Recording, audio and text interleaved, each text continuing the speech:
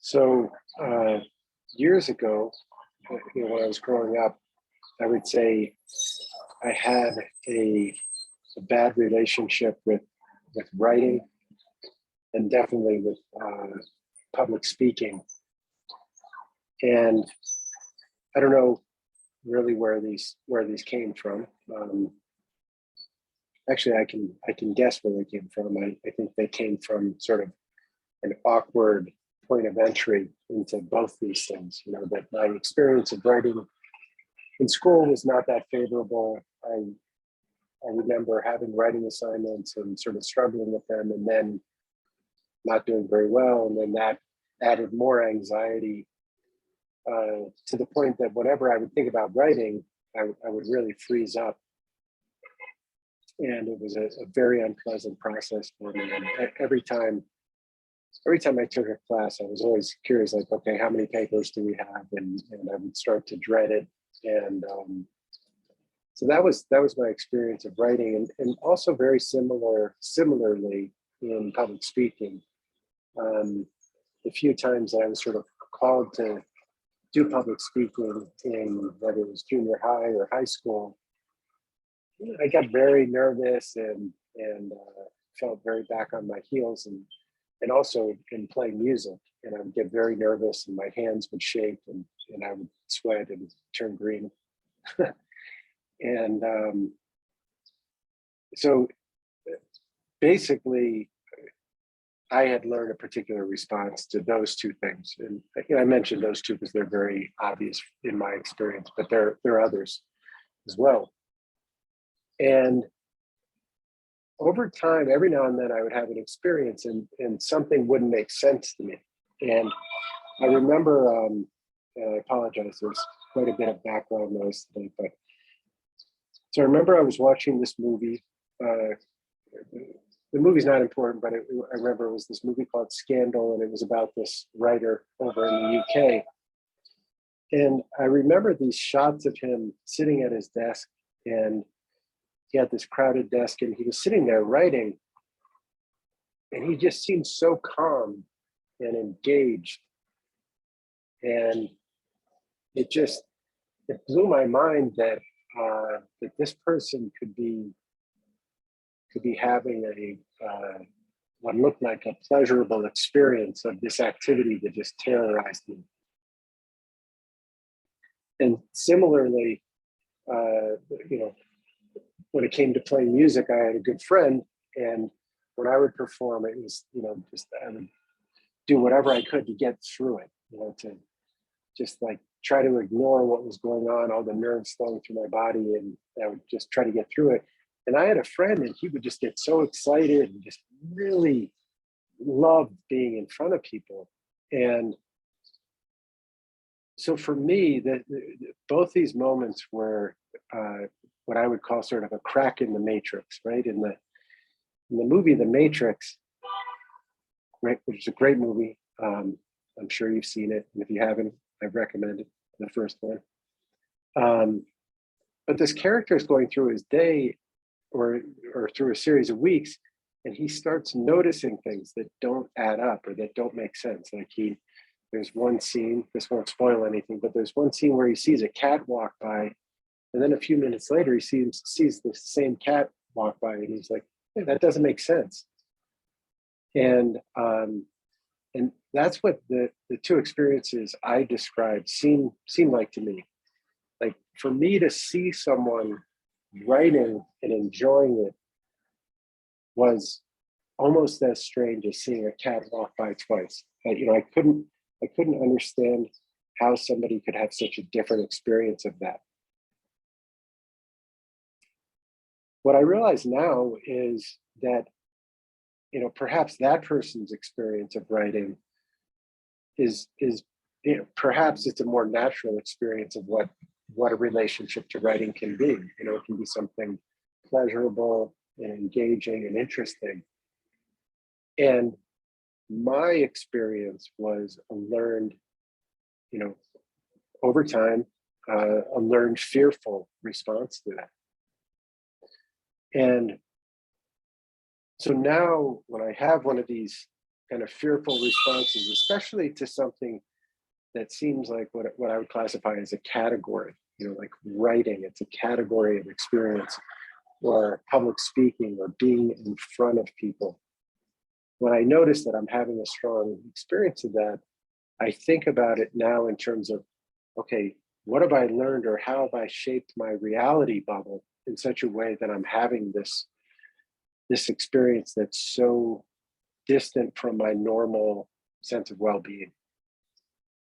And what I've learned over the years is, we're really good at learning certain fearful things. And unfortunately, people think that, oh, I'm not an outgoing person. And in my experience, it's no, everyone has these capacities to be however they want, but they've learned certain responses to different situations. Like I learned to be fearful about public speaking. I learned to be fearful in terms of writing. And so for me, that was the crack in my reality bubble, like seeing a couple examples of people enjoying this thing. And I think also in that moment, when I saw them enjoying it, I saw the possibility that I could enjoy it.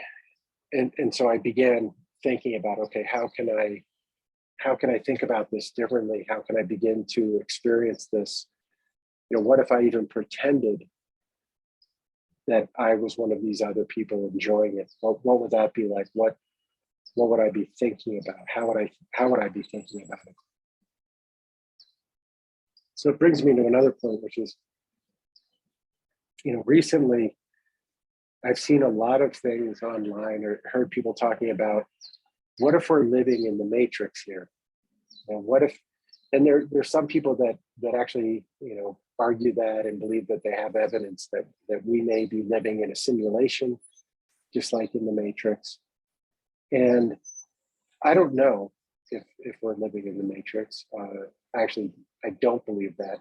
But I also don't believe that it really matters, because what I do know is that we are all living in a matrix of our own making, and of cultural and familial making. In other words, I'm absolutely certain that we all live in our own reality bubble, or our own map of the world. And our map of the world supports us in certain ways and doesn't support us in other ways. And the other thing I've learned is that with time we can shift these maps so that something like writing or public speaking doesn't have the same automatic response in our nervous system that we've learned. And by the way, I do want to say that with both of those things, with writing or public speaking, it wasn't something that I was consciously working myself up and thinking, oh, I don't like writing. It was a visceral, a kind of immediate response when if I got a writing assignment, I'd start to tense up. And certainly if I had to get in front of a group of people and talk or play music, I would really freeze. So those were unconscious processes that I internalized somehow. And I will say that I've, in both cases, pretty much eliminated those for the most part. I mean, now when I do public speaking, it's such a big part of my life. When I do it, it's for me, it's a day at the office. And it doesn't mean that I may not get the jitters from time to time, but it's a momentary thing. And it's almost a recollection of what was. And then I get back to sort of being in the moment. And the same thing with writing. I think the biggest thing with writing with me is that I'll notice if I start slipping into that old sort of fear response, and I'll remind myself that writing is something that people really love, and they enjoy it, and they enjoy it. Like I enjoy puzzles, and they enjoy writing the way I enjoy puzzles, or the way I enjoy music or finding good food. So I say all this really to